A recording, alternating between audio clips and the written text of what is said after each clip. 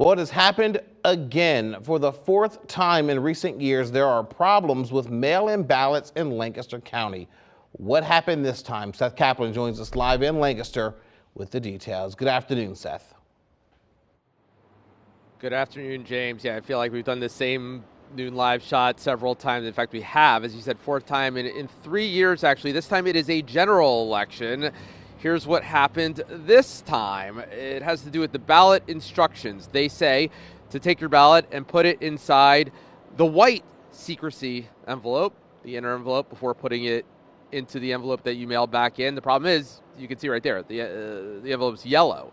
And so this is, as you said, the fourth time. The past 3 times it was primary elections in May. If you remember, going back to May of 2021, there was a ballot printing error that made it impossible to scan the ballots automatically. Folks here had to duplicate the ballots manually, about 14,000 of them, and rescan them. Took a while to count all the votes.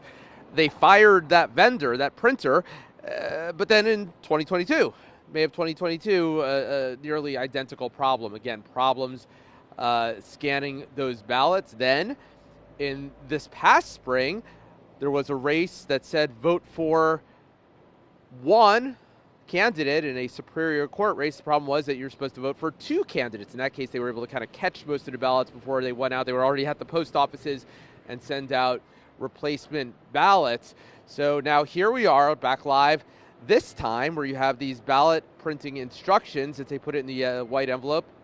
Instead, the envelope is yellow. How significant is that? Well, our partners at L&P quoted the election board chair, also county commission chair, John Truscott, saying, look, people are used to this by now, and as long as you put it in the envelope that's there, that yellow envelope as it is, and then inside the outer envelope, you're not going to have any problems. So in his view, yeah, an error, but one that people can get past.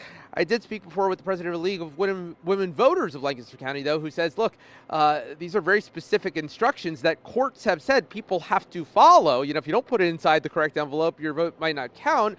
And she says that the election officials here are basically, in her words, holding voters to a higher standard than they hold themselves. In other words, allowing themselves to make errors that voters themselves aren't allowed to make. So much more, of course, as you can imagine, we'll have coming up beginning live at 5 right now, though, live in Lancaster. Seth Kaplan, ABC 27 News. James. Seth, has there been any talk about what they plan to do now? Will they reprint those instructions and send them back out, or are they just going to let this go?